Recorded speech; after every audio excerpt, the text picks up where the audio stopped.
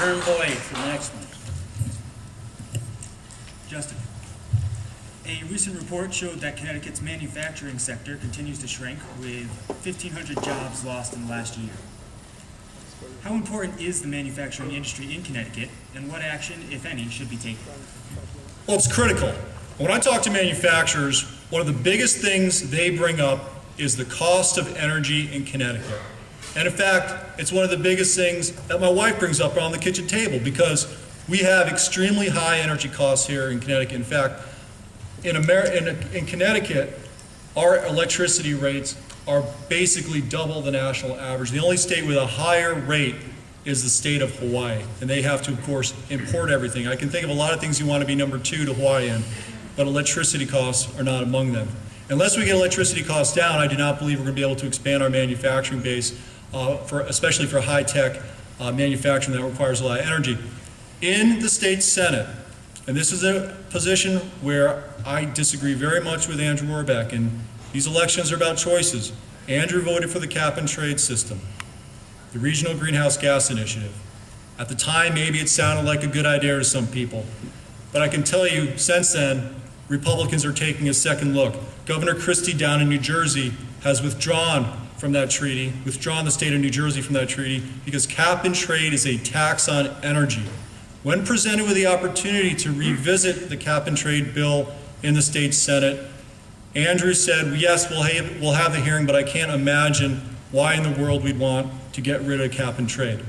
We are not going to get cheaper energy until we get rid of cap-and-trade and we do a real all-the-above energy policy. If you voted for cap-and-trade in Connecticut, which already had among the highest electricity costs in the country, what are you going to do when you get down to Washington and we have a national energy problem on our hands?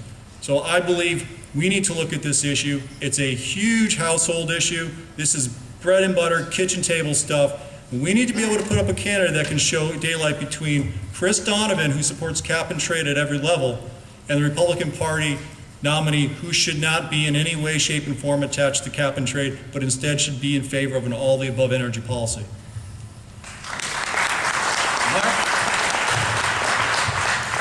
Well, manufacturing is very important, even more so because it's hard to keep the companies that we have in this state. You might say that we're swimming against the tide in this state. And the reason is that in this state, this is the worst state to do business in, or the second worst state, or third worst. We're one of the worst.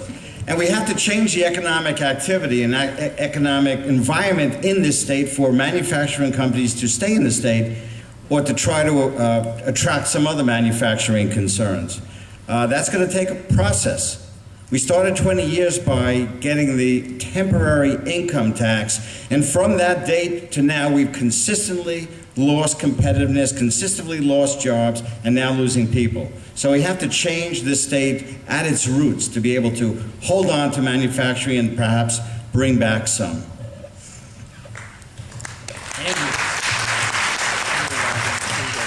Well, I've seen firsthand in my service in Hartford what the Democrats, Governor Malloy, and the Democratic majorities in the House and the Senate have done to the economic climate in this state. And it's not a pretty picture. I stood up and voted against paid sick leave because I knew that would discourage employers from locating in this state. I fought against Governor Malloy's record tax increases because I knew business would look at that and say that's no place we want to go when New York and Massachusetts and Rhode Island are getting their fiscal houses in order. There's no reason with the workforce that we have in this state, we have a very highly trained workforce. There's no reason we can't capitalize on the repatriation of jobs from China and Mexico to this country if we elect more Republicans to the legislature, get a Republican governor, and let a Republican president work his magic to unleash Connecticut and America's manufacturing potential. Lisa. Manufacturing is crucial to our district. For every job in manufacturing, it creates 4 other jobs. I spent time recently with 12 manufacturers from our district. Young guys, older men, people that have been in manufacturing for 4 generations. And they want to make it for the 5th, but they're scared. They know that our energy prices are extremely high. They know that our government here in Connecticut is not business friendly. Our government says they love jobs, they want more jobs, but they hate the job creators. And it's proven time and time again. You know, jobs will come back to Connecticut, will come back to the United States when we roll back some of the regulations. When I asked them, what can I do for you if I get to Washington? They said, don't have government do anything. Get off our backs. That's how they feel about all the onerous regulations that our federal government puts on top of them. Thank you. We're down to our final question of the evening, and Matt Lorenzo, do you have that? Throughout the rest of this campaign into November, I expect we'll hear a lot about how the candidates can help the middle class. So I want to ask you very specifically, this question is to Andrew Rohrback. What specific income range would you describe is middle class? And what single vote in Congress or piece of legislation do you think would help them the most? Well, in my view, in today's world, any family earning up to $150,000 jointly, I think, would fairly qualify as the middle class. And I think the vote that will be most important to them, for me as a member of Congress, is a vote to repeal Obamacare.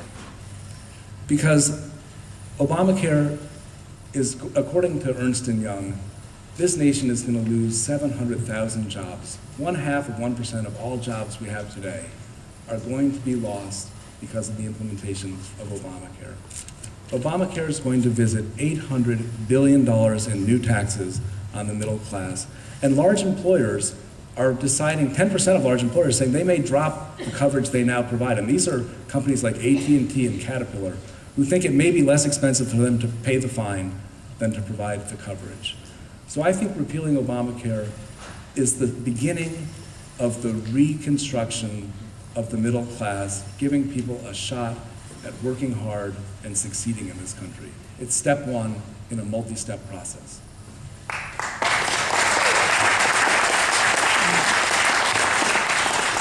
Lisa? I am going to have to agree with Andrew Rohrback. Obamacare is going to cost everyone. It is not only hanging over the heads of every doctor, every hospital, every patient, but it's hanging over the heads of the middle class families who are going to pay the most for their health care. As a business owner, I'm constantly making determinations about what I'm going to do with my insurance.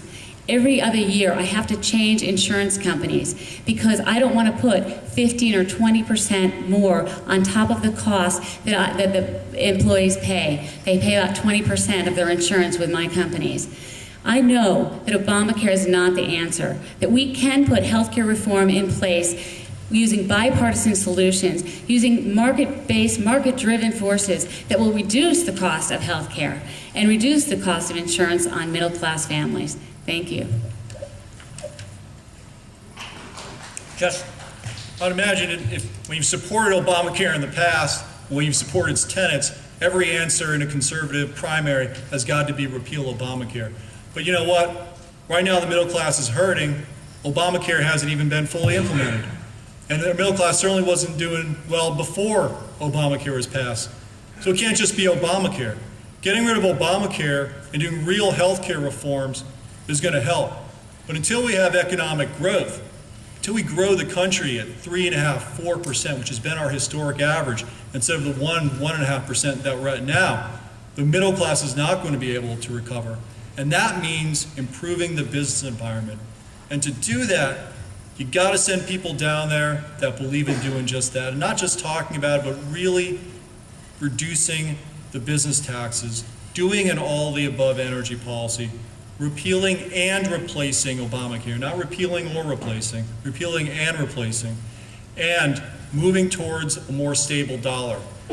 Those four things, coupled with regulatory reform, will give us the economic growth that we need in this country. We'll come roaring back, but to do that, we have got to send conservatives down that understand that the problem is economic growth and not just one piece of legislation.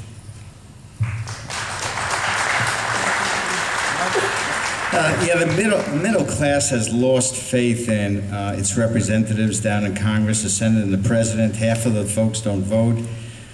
Those who don't vote, they don't think that anything they do in their vote will make a difference. So what we have to do is we have to reinstill faith and confidence in the folks down in D.C. for the middle class.